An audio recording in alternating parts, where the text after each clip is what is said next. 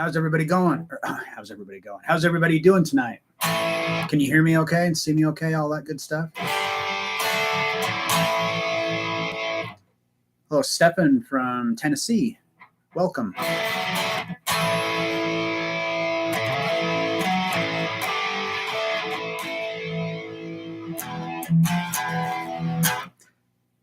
All right, so I'm going to assume that that thumbs up means that everything's working and you can hear me and all that good stuff.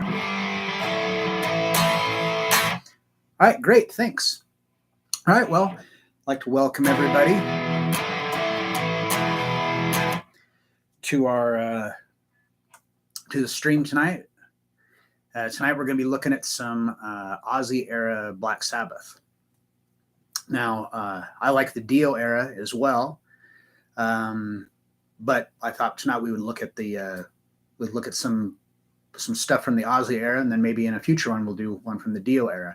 What's everybody's opinion on that? Which do you like better? Do you like the Ozzy era of Sabbath better, or the Dio era?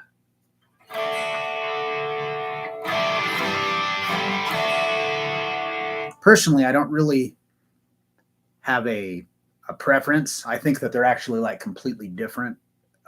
When they changed the name to Heaven and Hell when Dio came back later on, I thought that was actually good because it really was like a different band. It just completely sounded, the whole sound during the Dio era was way different sounding than the Ozzy era. What do you guys think? What do you prefer? Do you like the Ozzy era or the Dio era better?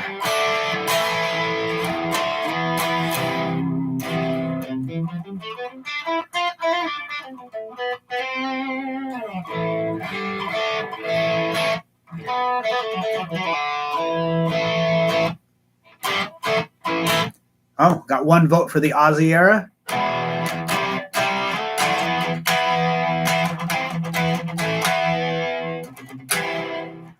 That's two for the Ozzy era.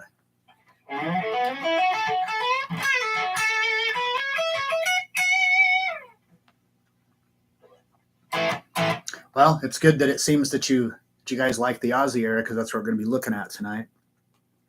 And when we talked about this last week, when you guys were saying that you'd like this, like some Black Sabbath stuff, and you mentioned, No Paranoid, no Iron Man. So what I did is I got some of the riffs that I dig, or ones that are a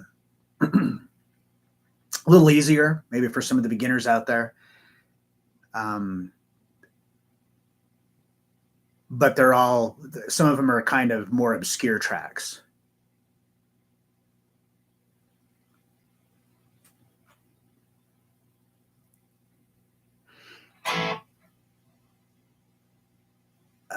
Ray Gillen. I didn't know that he ever, I knew that Ian Gillan did that, what's the Born Again album, which is really good. And like, nobody likes that album, but I really like it. And then the one, I can't remember the name of it. It's the Something Cross, and it's got, can't think of his name. Another guy, the only singer just did the one album. And a lot of people don't like it, but that's actually, I think that's a really great album. All right. So and as usual, there's a link in the description that you can get you can download the tabs for this so you can follow along. So the first one we're going to look at is just the song Black Sabbath. And there's actually two riffs from this song that we're going to look at there, because like I said, these are just some of the ones that are my favorites. And I did not realize. Oh yeah. I knew that he did Jake Healy and did Badlands, but I didn't know that he had ever, or maybe I misunderstood that he was ever affiliated with Black Sabbath. Anyway, when I pulled these tabs out today to put them up here, I didn't realize that the one that I did for this song is for standard tuning, because most Black Sabbath stuff, they're tuned down a step and a half. So for this one, I'm going to be using this guitar because we're in standard tuning, because that's how the tab shows. But after this, we're doing ones that are tuned down. So I'm going to grab a different guitar that's tuned down a step and a half. So if you want to play this song in the tuning that he did, you just play everything 3 frets higher than what the tab is written, if you're tuned down a step and a half, that is. All right, so the first riff we're going to look at is just like the main riff, the opening of the song. I just think this is just a really awesome riff, and just kind of, this was kind of the thing that started metal, in my opinion. I mean, a lot of people say that it was all these other bands, and I think that like these other bands had an influence, but there really wasn't anything that sounded like this until this.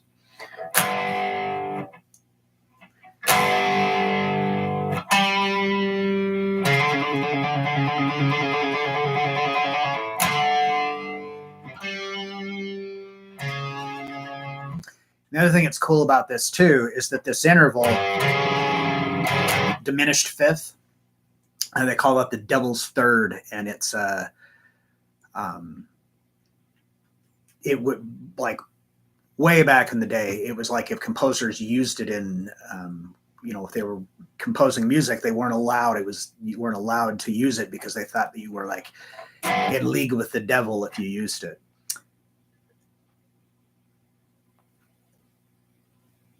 Yeah, I don't think that like it's 100% that they were tuned down, but they tuned down on lots and lots of it, especially in the older stuff, because as you probably already know about Tony Iommi, losing his fingers, getting the ends of his fingers cut off. So they tuned down to make it so it was like easier to play, and boom, formed a genre. All right, so for this riff, we just got this G5 power chord. So I'm on the 3rd fret of the low E with my 1st finger, and the 5th fret of the A string with my 3rd finger. And then you're going to go from there, you go to the octave note, which is the 5th fret of the D string.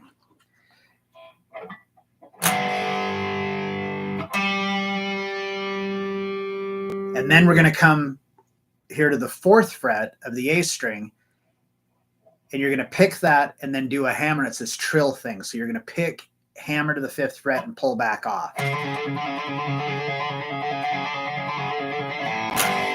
And then just back into the same thing. And then the second time, we're just going to go on that flat 5 on that diminished 5th. So that's like basically the riff.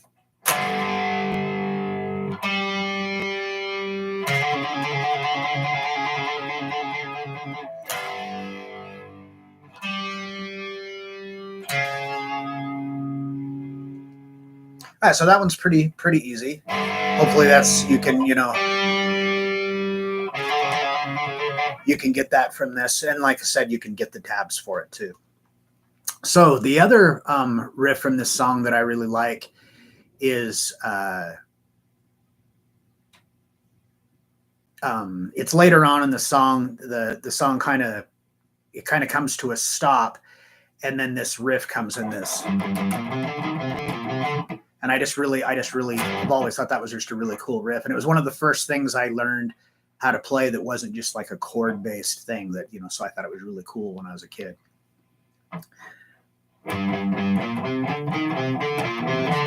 So what we've got here is it's actually from a G natural minor scale.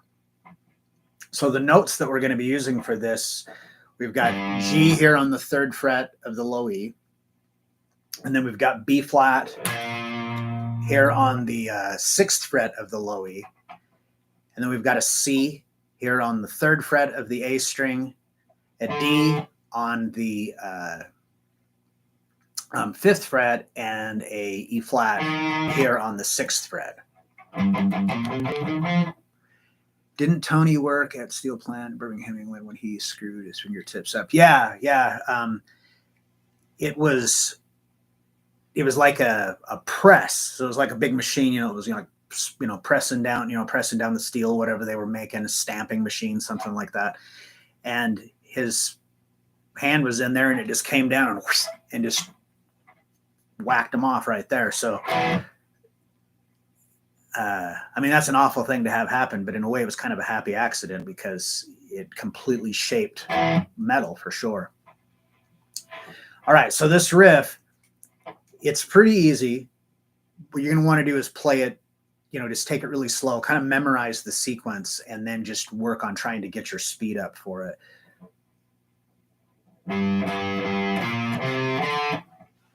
So let me see here. Oh, and that's the other thing that's weird with this, and this is something you'll find in a lot of Black Sabbath songs, is that they did a lot of things that ended up being in odd time signatures, and I don't know if that was on purpose or if it was just kind of a thing they were just jamming, and this is just how it came out to be. But this is made up of eighth notes, so it's one measure long, but it's a total of 12 eighth notes. So we've got, starting on the 3rd fret of the low E, we've got 3 of that,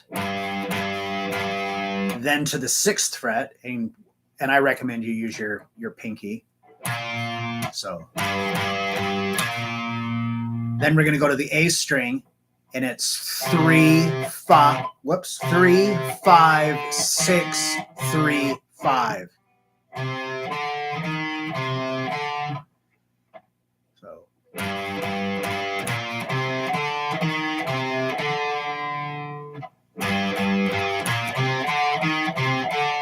Then you go back to the 6th fret of the low E, and then back to the 3rd fret of the A, to the 5th fret, and then that just repeats.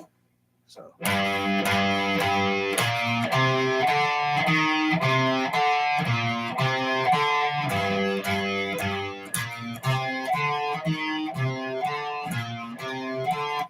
And it also really helps out a lot for this if you alternate pick it. So, I mean, you could play it all, all with downstrokes, but it just makes it much, much easier to work at it with alternate picking.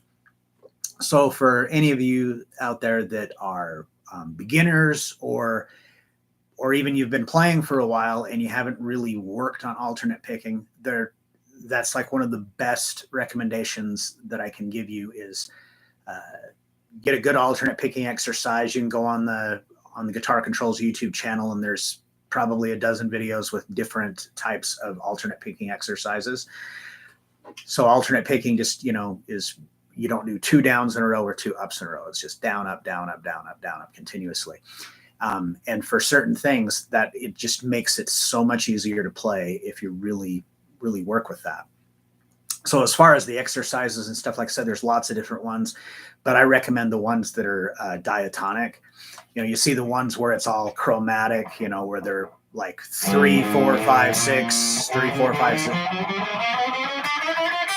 like that. And that works, but it's not musical. So no matter how good you get at it, it doesn't really ever sound all that great. So if you do the ones that are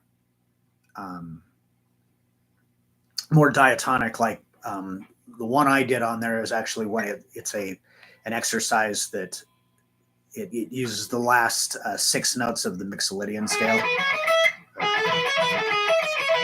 I just completely stole it from Paul Gilbert from an instructional video of his that I had in high school. Anyhow, that'll work on the technique. It'll work on, your finger independence, and it just makes riffs like this one so much easier. So I'm, down, up, down, up, down, up, down, just a continuous down, up, never 2 downs in a row, never 2 ups in a row.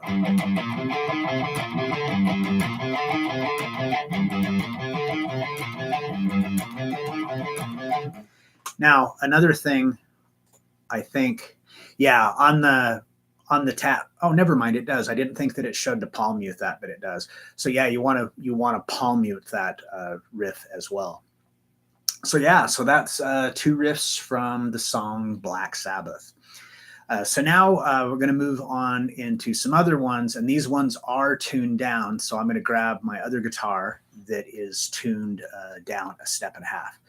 So if you want to if you want to, hurry and tune your guitar down to a step, turn it down a step and a half, or maybe you already have one that's dedicated for that. So basically to be, you tune down from an E to a C sharp and from an A to an F sharp, so on and so forth. Sorry about the amp noise.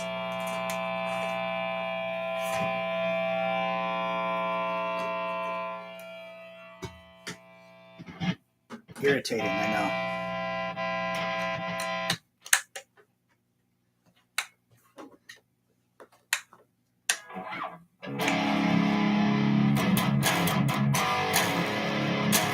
All right, so now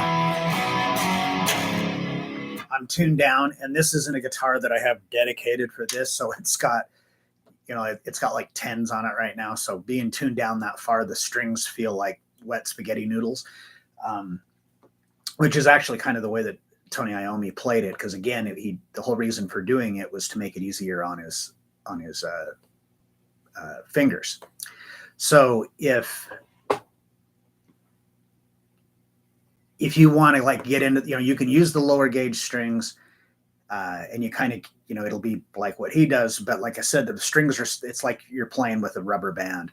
So if you have a guitar that you want to dedicate to a lower tuning, I would just recommend putting a heavier gauge string on. So like if you're going to go down this far, you could, if you ran like maybe like a 10 through 56, like so it's like the lower strings are heavier. The higher strings, it's not as other than if you're trying to bend and stuff like that, it just sounds kind of weird. But tuned down like that, I just think it has just a really cool, like just heavy sound. All right, so the next one we're going to look at is one of my absolute favorite Tony Iommi riffs. And it's from the song Into the Void.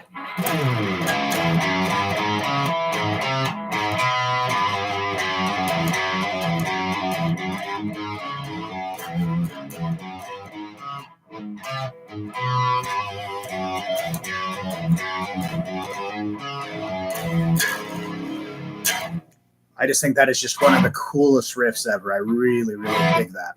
So this one's obviously going to be a little bit more challenging than the Black Sabbath one was. So start off, we actually rest on the first 3 beats of the first measure, and then on the downbeat of 4, we start at the 12th fret and just do a slide down to nowhere. It's like that. Then we start off with the low E open to the 3rd fret with your 3rd finger, and then to the A string open to the 1st fret with your 1st finger, and to the 2nd fret with your 2nd finger. Now, the reason I'm calling out the fingers like that and stuff, because it does make this a lot easier if you play it this way. And then when you get to that 2nd fret of the A string with your 2nd finger, the next note is on the 2nd fret of the D string. So you can just take your middle finger and just roll it up to that note. Now, I know some of you, like if you were here last week, you already kind of heard me talk about this, but I'm going to explain it again just for anybody that doesn't know. It'll only take a minute. Okay, so if you look at these tabs, you can see on the tablature part, you've got all your numbers and everything and stuff. Then if you look up into the notation between some of the notes, you can see these weird little symbols. So like if you look over there in the 2nd measure, after you do the, you can see that thing that's like it kind of looks like a quotation mark that's like leaning on its side. That's a rest. So a rest is just a moment of silence. So what it is that's kind of part of what gives the melody line to this. There's that rest. And then we go back to the 2nd fret of the A string, to the 1st fret of the D string, and another rest.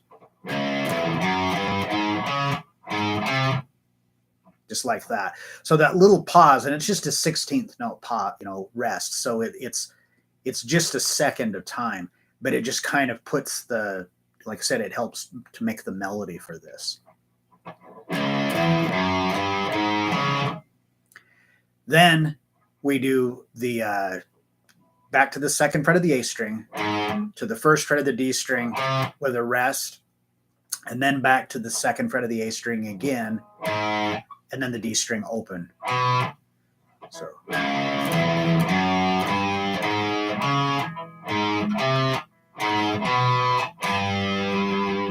Now, on that last note there, last note of the second measure, right up above the tab, there's a little squiggly line, and it's for vibrato, but it's just such a brief time that it just doesn't look very big on there. Usually, the vibrato is like a bigger, long, squiggly line, but you want to have that, just that little tiny bit of vibrato on there.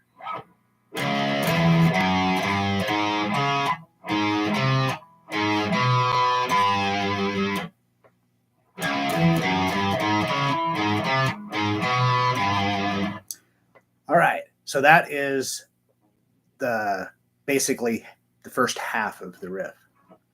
Then on the second half, we start off with the A string open, and we do a hammer on to the first fret and then a pull off. And then we follow that with the third fret of the low E. So that repeats 3 times. So that's kind of a riff in itself.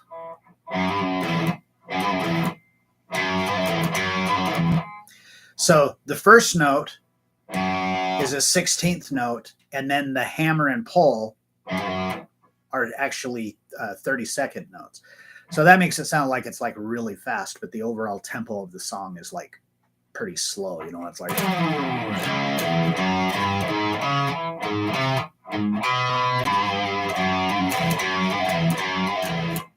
that. So it's not like they're like playing like really fast. So it looks more impressive in the tab, or excuse me, in the notation that it actually is. As far as back in the day, me and my friend used to do that. We'd look at like transcriptions in like Guitar Magazine, and we'd look for the parts where there was like 32nd notes and like 16th note triplets and things like that, and think, ooh, that's like really cool. Okay, so that is probably going to be the hardest part to get down. So if you do a downstroke, pick, downstroke, hammer, pull, and then when you go back to the low E, do that as an upstroke. And you do that 3 times.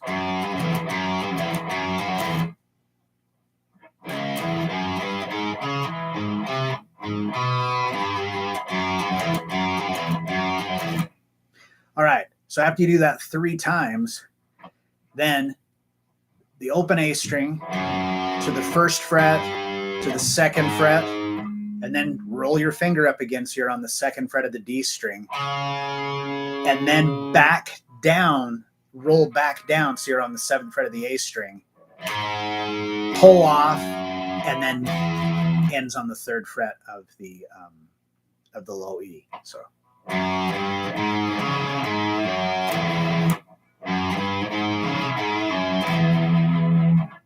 Now you could try, going, with an extra finger, but it's really much, much easier in the long run if you just really kind of work on that, getting, rolling up to that, to the other note, or to the other string like that. It just makes it easier. I've talked about that before on other stuff, and I'm sure I will again, because it's just a part of how I play. So the whole thing slowly.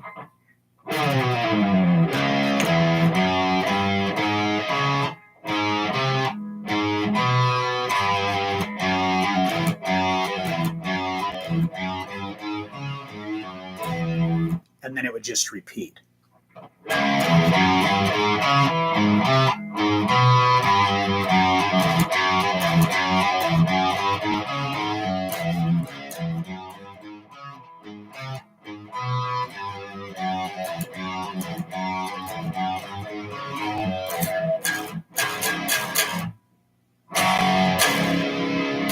Another vote for Ozzy era. So that's like 3 or 4 now that where you've voted Ozzy era. So let me ask you this. I was thinking about doing another one of these and doing some Dio era Black Sabbath. Would anybody be interested in that? And doing some Dio era? I mean, like I said, I kind of look at it as completely 2 different bands. You're late to the party. Hey, it's all right, man. Never too late. I think there's just a ton of cool riffs that they did in the Ozzy or in the Ozzy era and in the Dio era. And it would be kind of interesting too to show you some comparisons where they kind of plagiarize themselves. There's like a riff that's in War Pigs that is also in the song Falling Off the Edge of the World. It's just that the War Pigs is really slow and Falling Off the Edge of the World is like faster. And then like the different tuning on that as well too, I think. But I'm not 100% sure on that. Don't quote me. All right.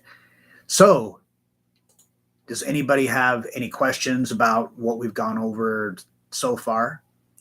Wanted to kind of get like more on task this week. It was like 20 minutes in last week before we actually even started working on anything. And of course, somebody had to leave a comment telling me that after I'd already said it myself 100 times that I was behind.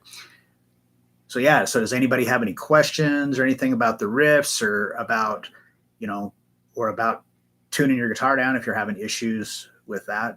I remember when I was a beginner having to do songs that were just tuned down a half step. It was just, it just completely, I was lost. I thought, I was gonna have to do some kind of a big mathematical equation to figure it out, but it's actually pretty easy to do. And especially now, if you've got, like one of these, clip-on tuners, it makes it like really, really easy.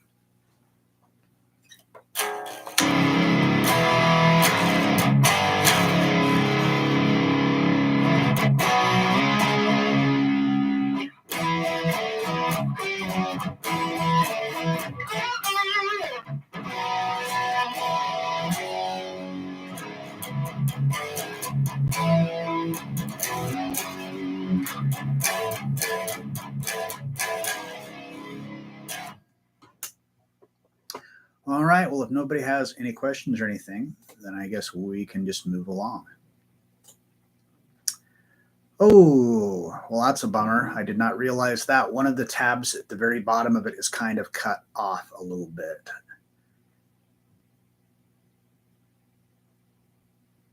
That's a bummer. I'm not exactly sure how I did that, but in order for them to be able to have these and for you to download, I have to convert them to like their PDFs, and I have to convert them into an actual photo for it to be able to. I'm not sure why it just can't be a PDF, but it has to be a ping, and I somehow or another chopped off the very bottom of it. But we can still play it. It didn't. I don't think we're actually missing any part from it or anything. All right, so the next one we're going to look at another. More of kind of a deep cut. You can go up to, you can ask any random person, if they know who, what's a Black Sabbath song, and everybody knows Iron Man and, and Paranoid and stuff like that. But, only the, diehards know, Hole in the Sky or Sabbra Cadabra or Spiral Architect, those songs like that. All right. So we're going to look at, Hole in the Sky.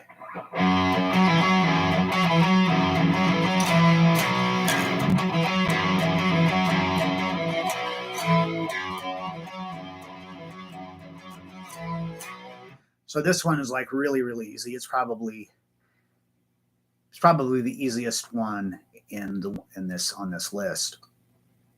So for Hole in the Sky, and again, we're tuned down still. All the rest of these are going to be tuned down.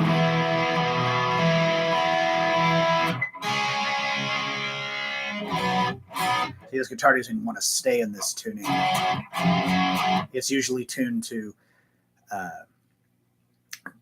just down a half step, and now I'm tuning it down an extra step, and it doesn't like it. All right, so this one here, we're going to be kind of pedaling the open A string. So, and this one is just in standard tuning. We've got 2/8 notes, and then we're going to go. Right now, you can actually, before we even do that, you can put your first finger onto the 5th fret of the D string, and then your 3rd finger onto the 7th fret of the D string. And then you're going to play the A string open twice as 8th notes. So like 1 and then we're going to go 7, 5, 7 with a little tiny bit of vibrato on the end on that second 7. But this is a triplet. So it's going to be like 1 and 2 yellow, 3 and 4 yellow.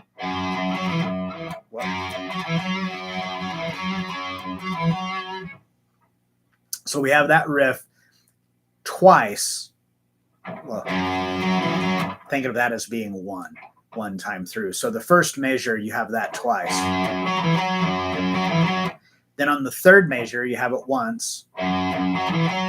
So it's like 1 and 2 yellow.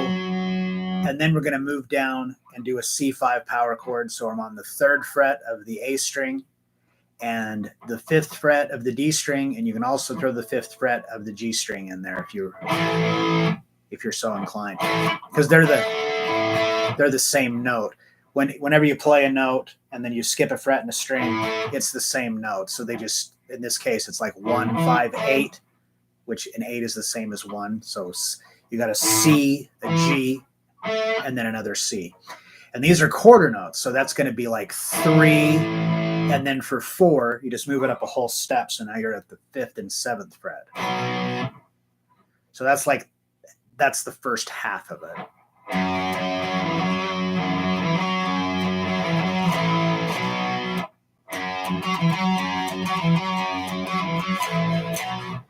Then for the second half, you do the exact same thing that we did in the first, except instead of going from the C5 to the D5, we're going to start on the D5 and move down to the C5.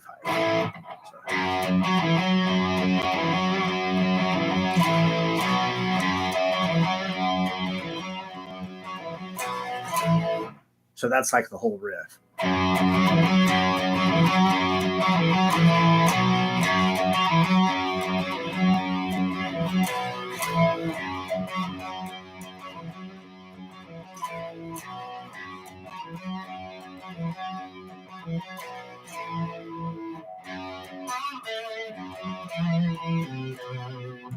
That's what comes after it. All right, so that one's not too bad. Like I said, it's probably the easiest one out of all of these. So, does anybody have any questions or anything so far? You liking this stuff so far?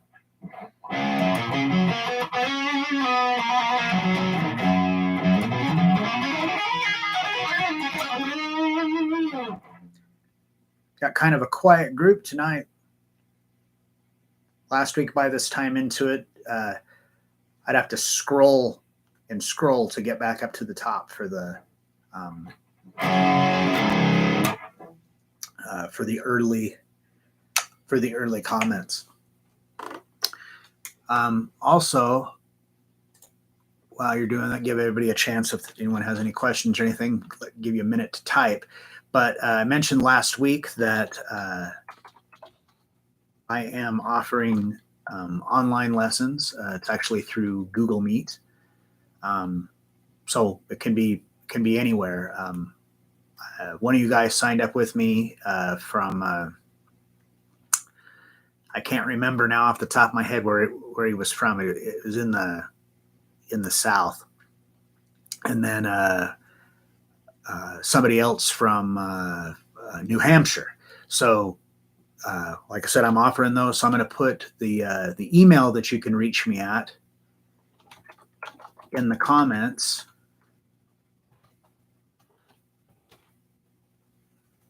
So if anybody is interested in that, you can just send me a message.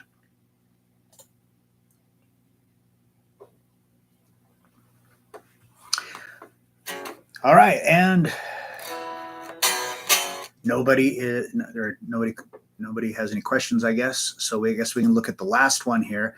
And well, we're kind of going through this much faster than we did last week with the AC/DC riffs. Anybody here tonight that was here last week?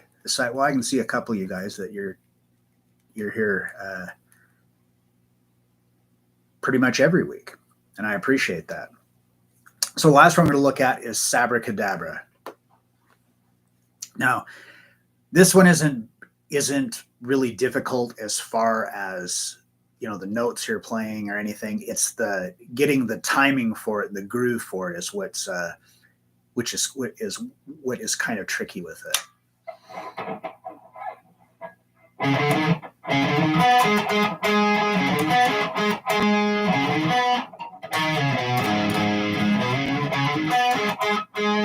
So you've got, we're starting on the 7th fret of the A string, and then we go, and it's an 8th note. So it's like we're going to rest on beats 1 and 2, and then the downbeat of 3. And then on the end of 3, we hit 7, and then we're going to go 8, hammer to 9, and then we have, I guess this part's kind of tricky, especially if you're a beginner. We're going to skip over the D string and go to the 7th fret of the G string with your first finger. And so these notes is a triplet. So that's like beat 4. So we're like 1, 2, 3, and 4, yellow. Then onto the second measure, we're going to go to the 9th fret of the D string, and it's 2 8th notes. So it's like 1 and then we've got a rest there. So if you look up after the note, we can see the rest there. It's an 8th note rest. So we rest on the downbeat of 2, and then on the end of 2, we hit that 9 again. So the rest, I mean, it's just really quick. But again, throwing those rests in there and stuff is what really kind of builds the melody line, the flow of the riff. And then we just do the same thing again. So we do that 1, 2, 3 times, and then or actually I guess we do it twice, and then on the third one it's a little bit different. So the first 2, and then on the third one we do the same 7, 8, 9, but this time we go to the 7th fret of the D string, and then we come back to the 9th fret of the A string, and we're going to pick that and slide down to 7. So when we do that slide down, you want to have your first finger on the 5th fret when you come down to it. So that way you can play that note, because that's a triplet too. It's like 1 yellow.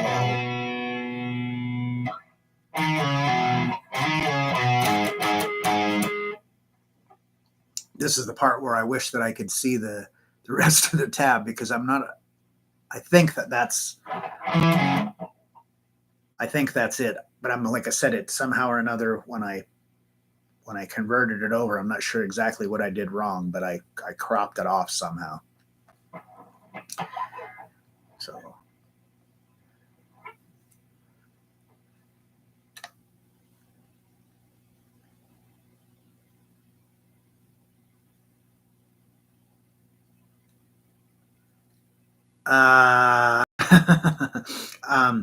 when I said if anybody's got any questions, I was kind of assuming I was kind of assuming you would realize that I meant guitar related questions. So yeah, I'm not going to comment. I'm not going to comment on that. But thanks. Okay. So where was I?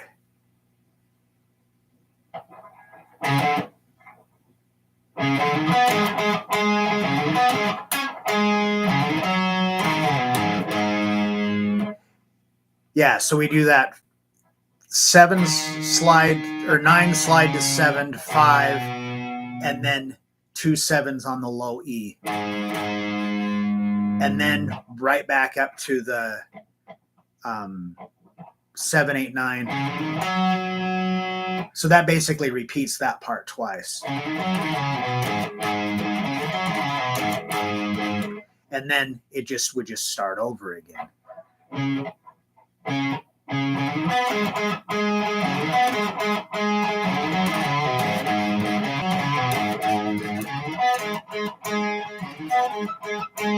So this one is, like I said, it's not the stuff with the notes or anything. You know, it's all stuff that's within reach. But some of the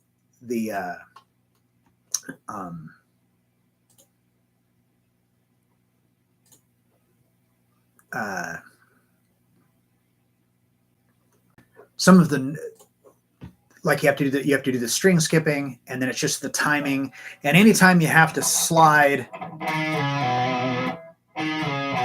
down like that, that's always kind of tricky, especially, you know, if you're new. It can be kind of a tough thing to do if you're a total beginner.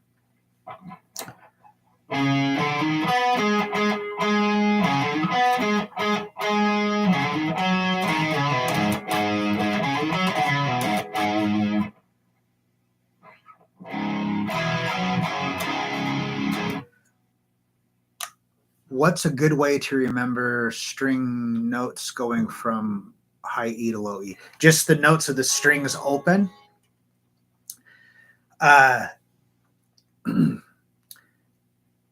So I remember, like, when I first started, you know, doing stuff with guitar. It may have even been before guitar, like in school, maybe in like elementary school. You had to have the thing where every good boy does fine and face in the space.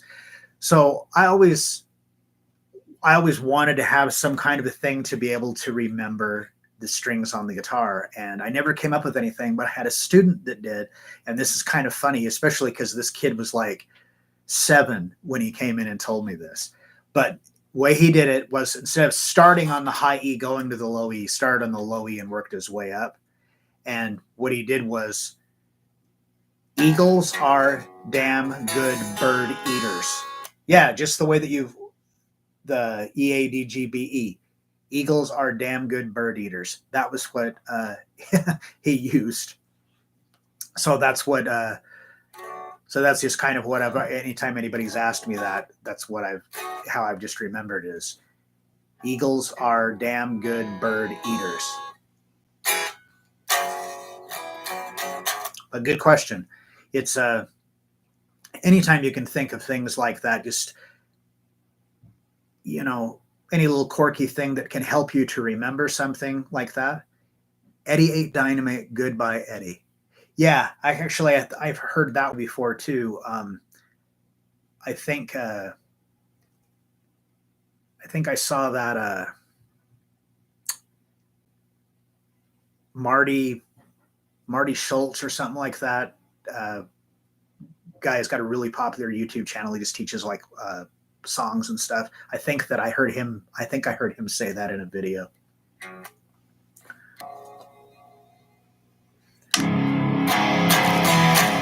So those are the Black Sabbath tunes that I had prepared for tonight.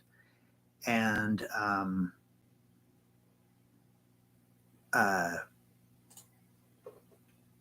like I said, I was thinking about doing one on Dio era riffs. So if you guys want some, yeah, Marty Schwartz. So if you want, if that would be something you'd be interested in, the Dio era ones, then leave a comment. Let me know if you'd like that. And so now we're getting close to the end here, so we can just do some questions. See, Kayla, what is the utility of circle of fifths? That's a good question. I think I told you guys the story last week about the guitar. I mean bottom string. Yeah, so you mean starting on this string and working your way up? Yeah, because it's E, A, D, G, B, E. just like what Stefan put it there in the comments. So the one we did was Eagles are damn good bird eaters, or Eddie ate dynamite, goodbye Eddie. Yeah, so for the circle of fifths. So I had this one guitar teacher, this really awesome guitar teacher named Carl Stuff. And he moved. And before he moved away, he just gave me this big stack of papers. And he says, a lot of this isn't going to mean anything to you. And that's how I ended up learning the modes and everything. Well, one of the things in there was the circle of fifths. And I'm looking at it going, well, what is this? So there are numerous things that you can do with the circle of fifths. One is it shows you what notes are in a key. So hopefully you have one in front of you right now, so you're not just trying to imagine this unless you've memorized it. But so it's like a circle, and then it's divided up like a pie or a pizza. So in the very top slice, up at on the outside of it, it says C, and then down in the center it says A minor. So what that's showing you is on the outside is the major keys, and then on the inside is the minor keys. So every major key has what's called a relative minor key. So the minor key of C major is A minor. And what that means basically is that they share the same notes. So that's all that's in that piece of pie. It just says C and then A minor, and then the other two places are empty. Now you go to the first one to clockwise, and it's a G, because if you count from C to G, it's 5, just straight up the alphabet: C, D, E, F, G. That's why it's called the circle of fifths, by the way. So the circle of fifths, you come around, you have the G, and then you come down in there, the relative minor is E. But then it shows that there is a sharp sign in the place that on the C one it didn't show anything. It shows one sharp, and it's F sharp. So the difference between playing in the key of G major and C and the key of C is one note is different. It's F sharp. And then if you go to the next one, you count up 5 from G, A, B, C, D. And you come down into that, and it shows one sharp, and it's C sharp. So the key of D has 2 sharps. It has C sharp, plus it has the one in the slice before it, which was F sharp. So the key of D major has F sharp and C sharp. And each time you go around, you add in one more sharp, but you always count for the previous one behind. Anyway, so that can show you at a glance what the notes are in a key. So if you look at it like the key of D, that it says that it has the 2 sharps. It has F sharp and C sharp. So if you started playing on D, you'd be D, E, F sharp, G, A, B, C sharp, D in a major scale. So yeah, there's that. And then the other thing that's good for it. Oh, and if you go the opposite way, then you have your flat keys. But one other thing you can do with it too is that if, like I said, it's like a pie. So like, say you're like working on trying to write a song, and let's say you have a couple of chords. You have C major, like you're going to E minor, and this sounds really weird because I'm tuned down so low, but and you're like, well, yeah, I've got those 2 chords, they sound good. What other chords could I use? So find those chords in the pie. So you'd have up at the top, you'd have your C major, and then on the next slice, here's your E minor. Well, you also have a G major and an A minor. So all 4 of those chords are in the same key, so you can add those other ones in. So you can like C.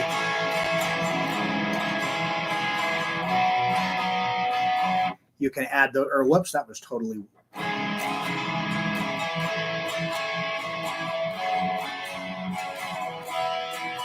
They would be all in the same key. So that's just another kind of a use for it. I hope that answers your question. Can I do Dio songs other than Sabbath, Rainbow, or just Dio? Yeah, we could do that as well.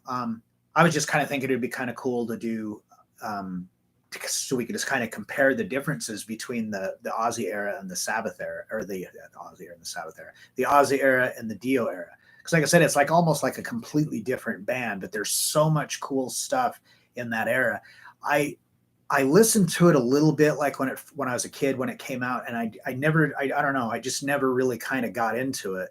And then I well, theoretically, I used to, haven't done it for many years, but I was playing for James Rivera's Sabbath Judas Sabbath, and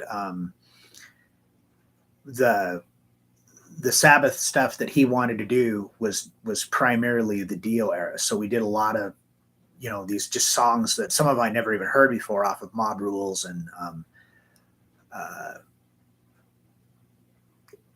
oh my gosh, there's brain fart of the name of that other album. But yeah. Oh, you're welcome, Kayla. I'm glad that helped. Yeah, I mean, and yeah, the this is something I'm going to be doing, indefinitely. Hopefully, this just keeps growing and we get more and more people. But we'll do.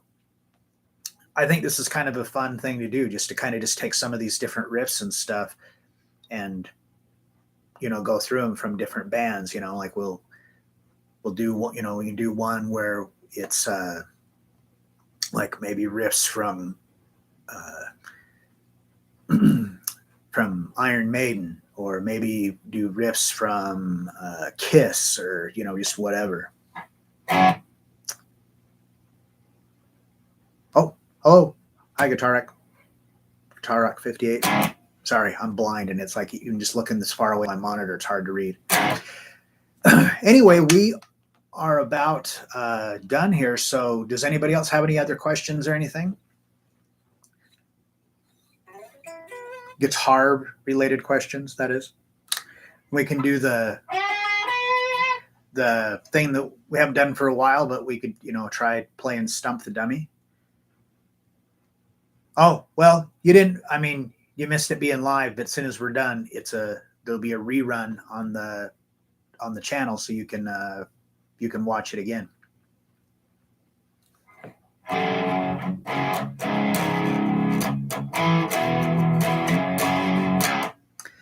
Well, I know one thing. I sure am glad that I didn't decide to do the Dio one first, because it just doesn't seem like everyone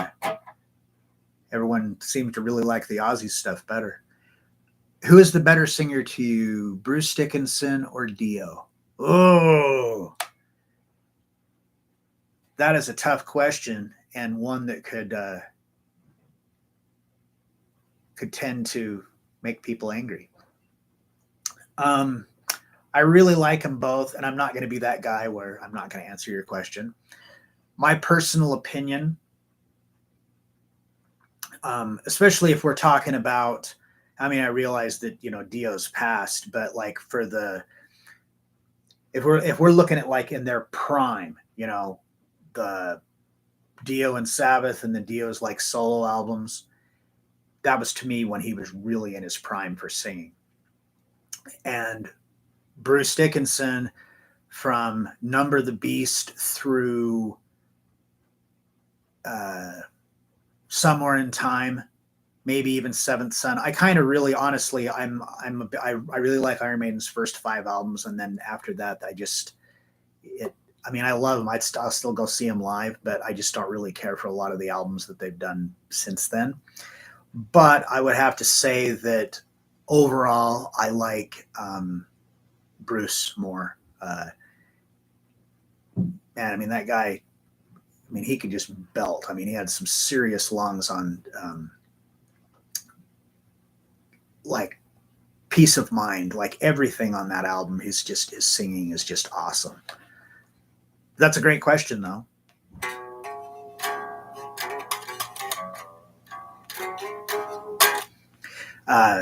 If you want, I can tell you who my favorite singer is out of anybody. Oh yeah, and I'm not saying that Rainbow, he was in everything. I said he sounded really great. I mean, talk about a long career. I mean, Dio's the first time he appeared on vinyl was in the 50s. I mean, the guy, has a legacy, but that's just my opinion. I really like his vocals on the Last in Line and Sacred Heart albums. I really like those. But my personal favorite singer, I like better than Dio. I like better than Bruce Dickinson. I like better than Rob Halford. Rob Halford is one of my favorites too. I really love Judas Priest. But is Roy Khan, the he wasn't the original singer for Camelot. They had a different singer on their first two albums, but like he was on like Siege Perilous, The Fourth Legacy, Karma, Epica, The Black Halo, Ghost Opera, and Poetry for the Poisoned. I absolutely love that guy's voice. I think he's the most well-rounded singer because he can sing. He can hit all the high notes, but then he can sing really low that just sounds great. And he just had an amazing voice. I'm talking about him like he's dead, but he's just not Camelot anymore. But yeah, that's just my personal fave.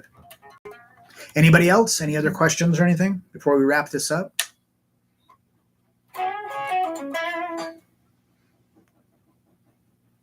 Manowar, yeah. Manowar, great singer, and they had like a lot of cool riffs, but I don't know. I just never really could get into them and stuff. Like some of the guys in my band, they're just like diehard, huge Manowar fans, and just I don't know. I just never really got into it. Saigon Kick, I haven't heard them for a long time. They had a couple of songs that like I heard way back in the day, and I guess it was the early 90s that I liked. Saxon, all right, there you go.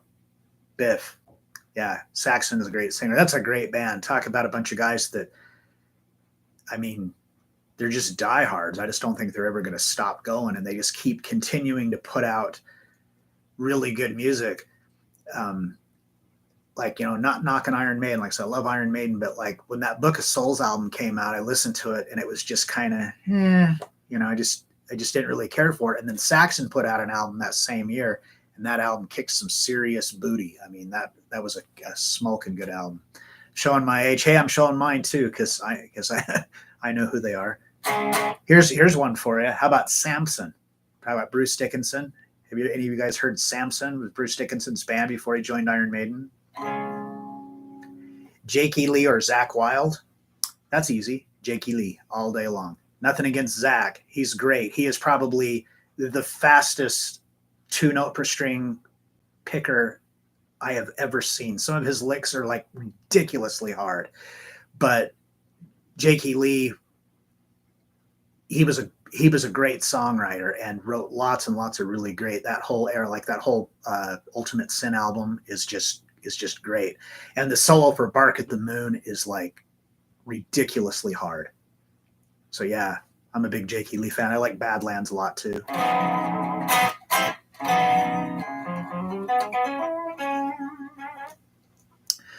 All right. Well, it looks like we have kind of hit the end here. So I'd like to thank everybody for coming out tonight.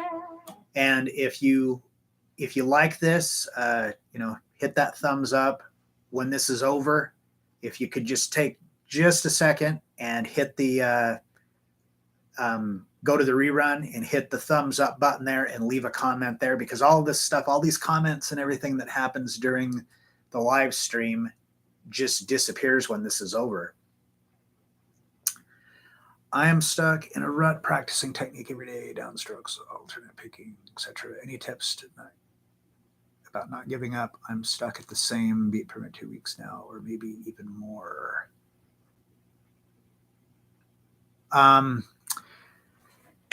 Well, one thing, my advice is do not just practice technique, because that will get old real quick. And I can tell you from personal experience, when I first started playing, I just went to guitar lessons and just, learned what I was told to do, which was hundreds of chords that I've used. That's a different story. And then I started learning riffs and songs like that. And then I heard, like Yngwie and Paul Gilbert, all the, the Shrapnel Record Shredder guys in the 80s, and was just totally obsessed with it, and just spent lots and lots of time just working on technique. And technique is important, and that kind of stuff is fun, especially if that's for you. But keep it fun. If you're working on stuff like that and you feel like you're in a rut, you feel like you've like kind of hit a wall, just take a break from it and just, play some Black Sabbath, play some AC/DC, just do something that's fun, that you don't have to think too hard about, put too much effort into. And you'll come back. We all go through that. Any guitar player that says they've never been in a rut is a liar, because that's just part of it. We all do that. But I heard a quote the other day, and I think it was Richie Kotzen, but I'm not 100% sure. It was one of those guys like that, how he said that he said, don't practice, play music, something like that. It was just that, just play music and you'll get better. Dude, you're the man. I'm going to see you next time. Oh, great. Thank you. I appreciate that. Keep practicing, because while you're sleeping, someone else is practicing. That's true. Keep you moving. Oh, well, great. Thank you. I appreciate that. Oh, thank you. I appreciate everybody that comes out. Like, when they first put me up to doing this, I was less than enthused. And if you go back and watch the first couple of them, I was like a deer in the headlights. I was just, anxious about doing it. But now it's, I have to take a little bit, spend a little bit of time preparing for it and stuff. But that's totally fine, because I'm having a good time. And if you guys are getting something out of it, that's awesome. But I have got to jet. So thanks everybody for coming out. Like I said, if you could just take a minute after we hang up and just go over and hit that thumbs up, leave comments, so over there, I'd really appreciate it, because it shows them that I'm doing a good job and I can continue to do this. But anyway, I will be back again next Wednesday at the same time, 7 Eastern. From Greece. It's night here. Well, it's where I'm at. It's 6 p.m. So I'm on Mountain Time, so I'm 2 hours before Eastern. But they just decided that was like the bet. 7 Eastern was the good time for everybody. All right. Well, again, thanks everybody for showing up. I really appreciate it, and I will see you guys next Wednesday. Thank you.